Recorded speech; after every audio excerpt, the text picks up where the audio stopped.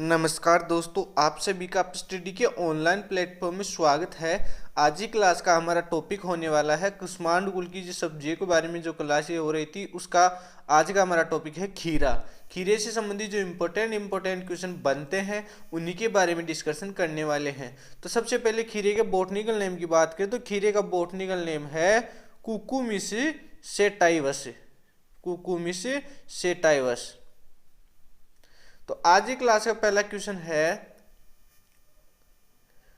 निम्न में से खीरे का पुष्प किस रूप में पाया जाता है। यानी जो खीरा होता है उसमें जो पुष्प लगते हैं यानी फूल लगते हैं वो किस रूप में पाए जाते हैं।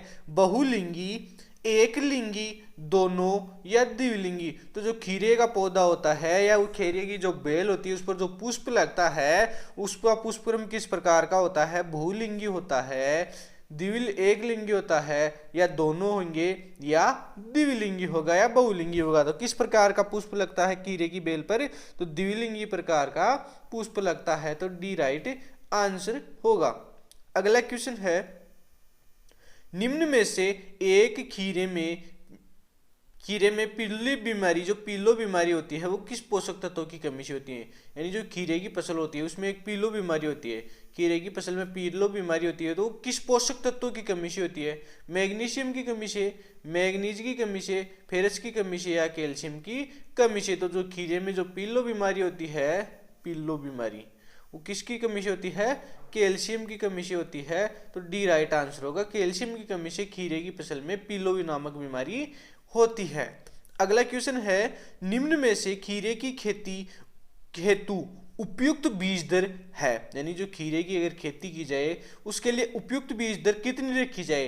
2.5 kg प्रति हेक्टेयर, 1 kg प्रति हेक्टेयर, 5.5 kg प्रति हेक्टेयर या 1.5 kg प्रति हेक्टेयर। तो खीरे की खेती के लिए उपयुक्त बीज दर कितनी मानी जाती है, 2.5 kg प्रति हेक्टेयर उपयुक्त बीज दर मानी जाती है। तो ए राइट आंसर होगा, 2.5 kg बीज दर खीरे की खेती या बुआई के लिए उपयुक्त बीज दर मानी जाती है। अगला क्वेश्चन है, निम्न में से खीरे की मादा की लिंगी किस्म कौन सी है। यानी खीरे की मादा लिंगी किस्म कौन सी है। पूसा बरखा, पाइन सेट, पूसा संयोग या शीतल। तो जो खीरा होता है उसकी मादा लिंगी यानी एक तो नर लिंगी किस्म होती है और एक होती है मादा लिंगी किस्म। तो खीरे की मादा लिंगी किस्म कौन सी है, पूसा बरखा, ये तो खीरे की मादा लिंगी किस्म नहीं है। पाइन सेट भी खीरे की मादा लिंगी किस्म नहीं है। बात करते हैं शीतल की, तो शीतल भी मादा लिंगी किस्म नहीं है। तो राइट आंसर क्या होगा, पूसा संयोग। पूसा संयोग खीरे की मादा लिंगी किस्म मानी जाती है, पूसा संयोग। तो राइट आंसर होगा सी, पूसा संयोग खीरे की मादा लिंगी किस्म मानी जाती है।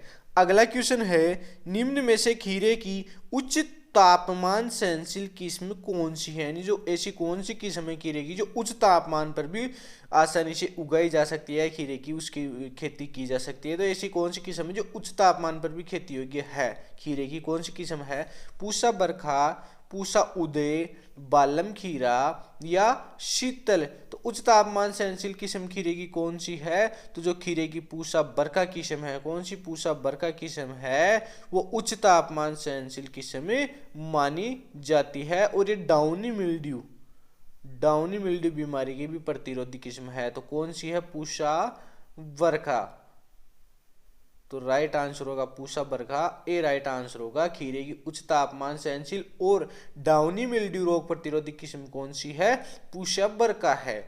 अगला क्वेश्चन है, निम्न में से खीरे की प्रथम उन्नत व्यावसायिक उत्पादन के लिए एवं वर्ष भर उगाई जाने वाली किस्म कौन सी है। यानी खीरे की जो प्रथम उन्नत व्यावसायिक उत्पादन के लिए उपयुक्त किस्म और वर्ष भर उगाई जाने वाली किस्म कौन सी है।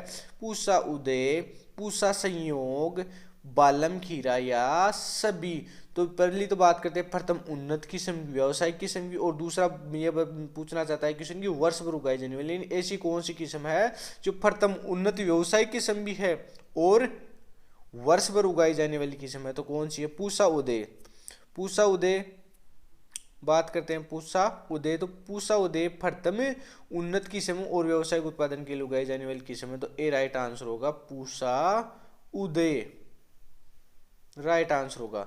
बात करते हैं पूसा सहयोग की, तो पूसा सहयोग किस्म मादा लिंगी किस्म है, बालम खीरे की ये भी किस्म बालम खीरा ये भी खीरे की उन्नत किस्म है, सभी वैसे भी राइट आंसर नहीं होगा, तो राइट आंसर होगा पूसा उदय। पूसा उदय खीरे की उन्नत व्यावसायिक उत्पादन के लिए उपयुक्त और वर्ष भर उगाई जाने वाली किस्म मानी जाती है।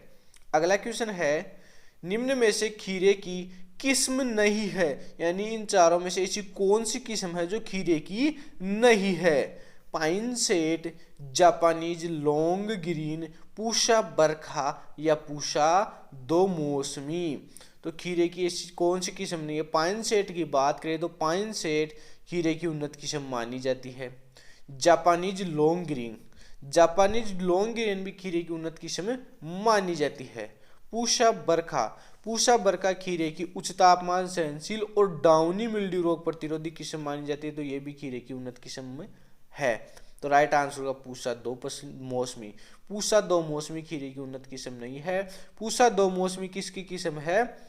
करेला की किस्म है पूसा दो मौसमी, तो राइट आंसर होगा डी। क्वेश्चन क्या था कि निम्न में से खीरा की किस्म नहीं है, तो कौन सी किस्म नहीं है खीरे की? पूसा दो मौसमी।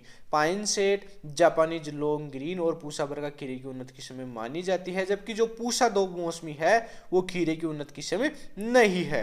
अगला क्वेश्चन, तो आज की क्लास में जो इंपॉर्टेंट क्वेश्चन बनते थे खीरे के टॉपिक से, यानी खीरे की खेती संबंधी जो इंपॉर्टेंट क्वेश्चन बनते थे और अधिकतर क्वेश्चन एग्जाम में पूछे जा चुके और पूछे जा सकते हैं, तो उन्हीं के बारे में डिस्कशन किया गया था आज की क्लास में। अगर आज की क्लास आपको अच्छी लगी हो तो वीडियो को लाइक करें, शेयर करें और चैनल को सब्सक्राइब करना ना भूलें। अगली क्लास जो होने वाली है हमारी वो होने वाली है लौकी, तो लौकी से संबंधित जो इंपॉर्टेंट क्वेश्चन बनते हैं उन्हीं के बारे में कल हम डिस्कशन करने वाले हैं कल की क्लास में।